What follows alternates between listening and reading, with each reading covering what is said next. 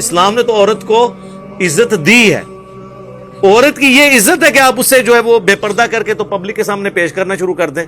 یہ تو اس کو ایک کموڈٹی بنانے والی بات ہے. وہ لوگ یہ اسلام کے اوپر تان کر رہے ہیں جنہوں نے عورت کو کموڈٹی بنایا ہوا ہے. بلیڈ کے اشتہار میں بھی عورت دکھاتے ہیں. عورت کو انہوں نے ایک کموڈٹی کے طور پر، نمائشی طور پر، کوئی عزت نہیں ہے.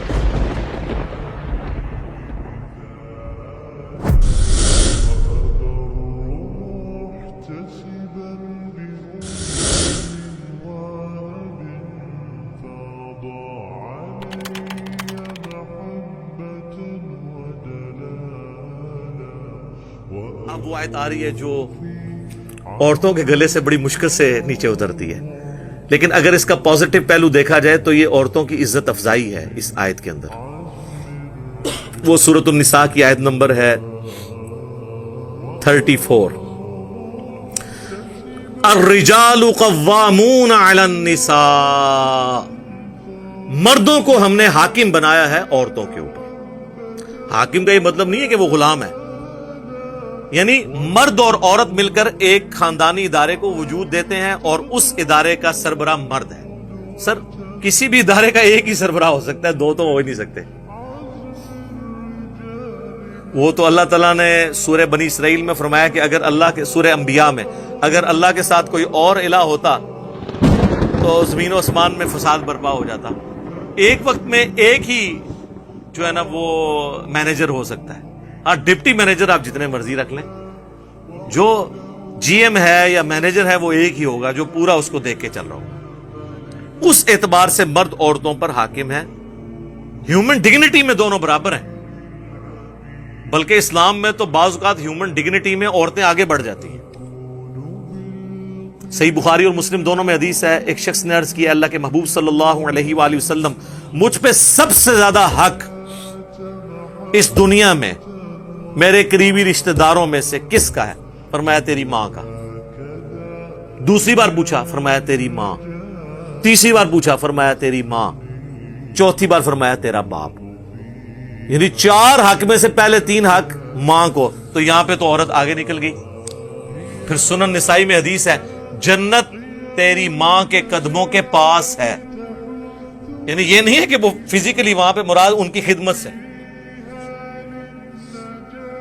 تو اب اس پہ باپ رونا شروع کر دے کہ جی عورت آگے نکل گئی. نہیں، ہیومن ڈگنیٹی میں برابر ہے.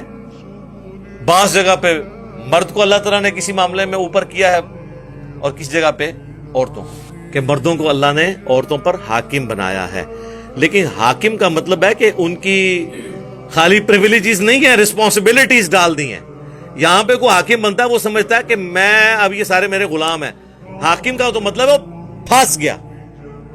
امریکہ میں آپ دیکھ لیں وزراء کے لیے سیکٹری کا لفظ استعمال کرتے ہیں. وہ انہوں نے لفظ ہی ایسا ڈیوائز کیا کہ کسی دماغ میں خمار چڑھے ہی نہ، تو کسی کو چڑھتا بھی نہیں. وہاں پہ جوڈیشری بھی آزاد ہے. تو یہاں اللہ تعالیٰ فرما رہا ہے مرد عورتوں پر حاکم ہے بما فضل اللہ بعضهم علی بعض، اس فضیلت کی وجہ سے جو اللہ ہی نے بلٹ ان بعض کو بعض پہ دی ہے. وَبِمَا أَنفَقُوا مِنْ أَمْوَالِهِمْ، اور بسبب اس کے کہ وہ اپنی عورتوں پہ مال بھی تو خرچ کرتے ہیں. یعنی عورتوں کی خدمت کرنے کی وجہ سے مردوں کا درجہ ہے. یہ بھی اسپیکٹ ہے نا سوچنے کا. مردوں کا درجہ یہ ہے کہ اپنی عورتوں کی خدمت کریں. یہاں تو میں صرف بتایا جاتا ہے نا ماں باپ کی خدمت کریں، اور ماں باپ بتاتے ہیں کہ جی ہماری خدمت کرو، اور بیویاں کہتی ہیں ہماری خدمت کرو، ماں باپ کو چھوڑ دو. ہر کوئی اپنے اپنے حق کی بات کرتا ہے. تو اللہ تعالیٰ فرما رہا ہے کہ عورتوں پر چونکہ ان کے خامند خرچہ کرتے ہیں، اس وجہ سے بھی ان کو ان کے اوپر پرائورٹی حاصل ہے. جان کی مان پاؤں تو عرض کروں کہ آپ بھی تو اپنے علماء پہ خرچہ کرتے ہیں، لیکن حاکم وہ بنے ہوئے ہیں. ہونا تو چاہیے کہ وہ آپ ان کو اگر پوچھیں بھرے مجمع میں کہ سر یہ ایسے کیوں ہیں، تو وہ آپ کو جواب دے ہوں، نہ کہ یہ کہیں کہ آپ ذرا کمرے میں تشریف لے آئیں. یہ تو نہیں ہونا چاہیے نا. تقریراں کر دو باہر، سوال پوچھو تو کہتے ہیں اندر. تو اللہ تعالیٰ فرما رہا ہے کہ چونکہ وہ خرچ کرتے ہیں تو یہ اللہ تعالیٰ نے ان کو اور اللہ نے فرمایا یہ ہم نے بعض کو بعض پہ فضیلت دی ہے. تو یہ اللہ کو کوئی چیلنج نہیں کر سکتا, یہ مورل لاز اللہ کے بنائے ہوئے ہیں. اور ان انٹینشنلی پوری دنیا ان قوانین کو مانتی ہے, چاہے جتنا مرضی ڈھنڈورا پیٹے. مثلا آج تک کبھی اولمپکس کی گیمز کے اندر آپ نے مردوں کی دوڑ عورتوں کے ساتھ دیکھی ہے؟ مردوں کی ہاکی کی ٹیم کا میچ عورتوں کی ہاکی کی ٹیم کے ساتھ دیکھا ہے؟ عورتوں کا عورتوں کے ساتھ ہوتا ہے نا. کیوں سر؟ یہ سب مانتے ہیں کہ وہ ون سائیڈڈ ہو جائے گا, عورت کمزور ہے مرد کے مقابلے پہ. تو یہ تو سب مانے میں ہے. اور جب اسلام یہ بات کرتے کہتے ہیں اسلام عورت کے حقوق چھینتا ہے, وہ لوگ یہ اسلام کے اوپر تان کر رہے ہیں جنہوں نے عورت کو کموڈٹی بنایا ہوا ہے. بلیڈ کے اشتہار میں بھی عورت دکھاتے ہیں. عورت کو انہوں نے ایک کموڈٹی کے طور پر, نمائشی طور پر, کوئی عزت نہیں ہے. دیکھ لیں اولڈ ایج ہومز بنے ہوئے ہیں یورپ میں اور امریکہ کے اندر. یہاں تو جو عورتیں بوڑھی ہوتی ہیں تو خاندان میں ان کی رسپیکٹ بڑھ جاتی ہے. اس طرح کی عزت کہاں ملے گی؟ تو اسلام نے تو عورت کو عزت دی ہے. عورت کی یہ عزت ہے کہ آپ اسے جو ہے وہ بے پردہ کر کے تو پبلک کے سامنے پیش کرنا شروع کر دیں. یہ تو اس کو ایک کموڈٹی بنانے والی بات ہے. اور ہمارے لوگ بھی متاثر ہو جاتے ہیں ون سائیڈڈ بات سن کے. میں کہتا ہوں جی سب کانٹیننٹ کی جو عورتیں ہیں نا جی, یہ تو ملکہ برطانیہ وہ لائف نہیں انجوائے کر رہی جو یہ کر رہی ہیں. اس طرح کے مخلص مرد تو ملتے ہی نہیں کسی کو. اس لیے آپ دیکھتے ہیں نا آئے دن فیس بک پہ باہر سے عورتیں یہاں شادی کرنے کے لیے آئی ہوئی ہیں, اور یہاں پہ بھی پھر بعض لوگ اس کو مس یوز بھی کر لیتے ہیں. ادھر تو مخلص عورتیں بھی مل جاتی ہیں اکثریت, اور مرد بھی. اور یہ ساری ہمارے ریلیجن کی برکت ہے. یہاں پہ عزت ہے, ٹھیک ہے, رسپیکٹ ہے, خاندانی سسٹم ٹوٹا نہیں ہے. تو یہ اللہ طرف ہمارا, یہ ہم نے فضیلت دی ہے. ہمیں بتایا یہ مانی تو سب نے ہوئی ہے. وہ کہتے ہیں جی فلاں عورت آپ دیکھیں وہ اتنے مردوں کو پیچھے چھوڑ گئی. سر ایک آدھ سے نہیں ہوتا یہ طریقہ. گورے پھر اپنے آپ سے خود سیکھیں. جب انالیسس کیا جاتا ہے نا تو پھر آپ نے ڈیٹا اکٹھا کرنا ہوتا ہے, اور ڈیٹا اکٹھا کرنے کے بعد آپ نے ایک رزلٹ پہ پہنچنا ہوتا ہے کہ میجورٹی کیس میں کیا ہوتا ہے. وہ کہتے ہیں جی وہ ہمارے محلے میں ایک بابا ہے جو جوانی سے سگریٹ پی رہے تھے, وہ 80 دا ہویا ہے جی, انہوں کوئی بیماری نہیں. انج نہیں, 100 بابے 80 سال کے نکالیں جو بچپن سے سگریٹ پی رہے ہوں, تو آپ کو پتا چلے گا وہ ایک ہی 80 تک پہنچے, باقی سارے 60 سے پہلے ایکسپائر ہو گئے. ایک چیز کو دیکھ کے ڈیٹا نہیں بنتا کہ آپ ایک کو کنسیڈر کر کے. تو اس طرح آپ اگر کوئی بے نظیر بھٹو کی مثال دے کے تو یہ کہ پاکستان کی ساری عورتیں اتنی انٹیلیجنٹ ہوتی ہیں, نہیں.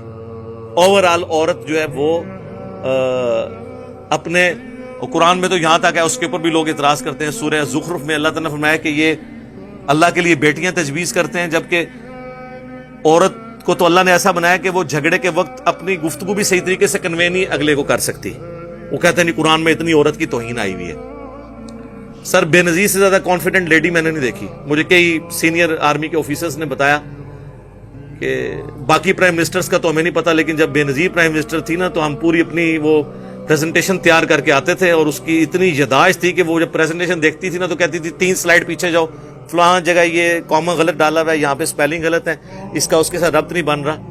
اور کہتے ہیں باقی وزیر اعظم کا یہ حال تھا کہ وہ شربت پی کے اور چائے پی کے اٹھ کے چلے جاتے تھے, ان کو پتہ بھی نہیں چلتا تھا.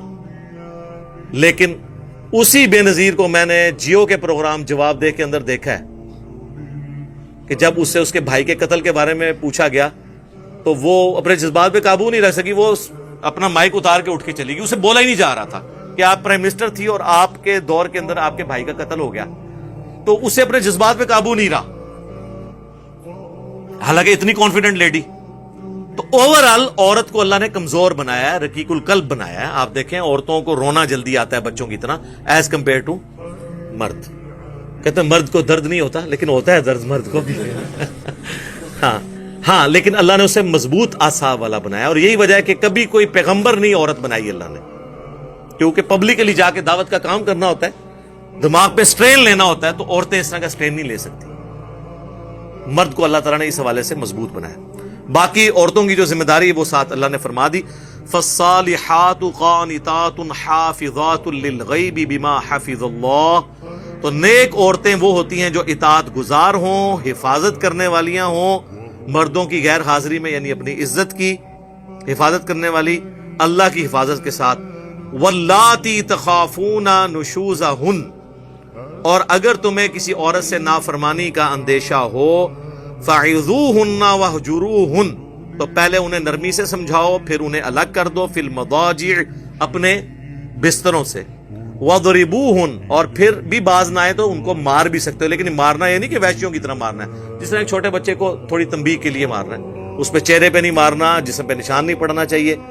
فَإِنْ أَطَعْنَكُمْ، پھر اگر وہ اطاعت کر لیں، فَلَا تَبْغُوا عَلَيْهِنَّ سَبِيلًا، تو پھر کوئی بہانہ نہ تلاش کرو کہ تم ان کے ساتھ زیادتی کرو.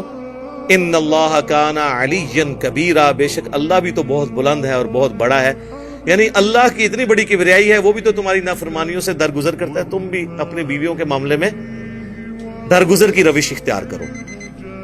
اس کانٹیکسٹ میں بخاری و مسلم دونوں میں حدیث ہے، نبی علیہ السلام نے فرمایا کہ عورت کو اللہ تعالیٰ نے آدم کی ٹیڑھی پسلی سے پیدا کیا ہے، اسے سیدھا کرنے کی کوشش نہ کرو ورنہ توڑ بیٹھو گے، اور اسے توڑنا، اسے طلاق دینا ہے. تم اس سے نفع حاصل کرو، ٹالریٹ کرو. صحیح مسلم میں حدیث ہے، کوئی بھی اپنی بیوی سے مومنہ سے بغض نہ رکھے. مسلم شریف میں ایک اور حدیث ہے کہ دنیا برتنے کی جگہ ہے اور سب سے بہترین دنیا کا سرمایہ نیک بیوی ہے.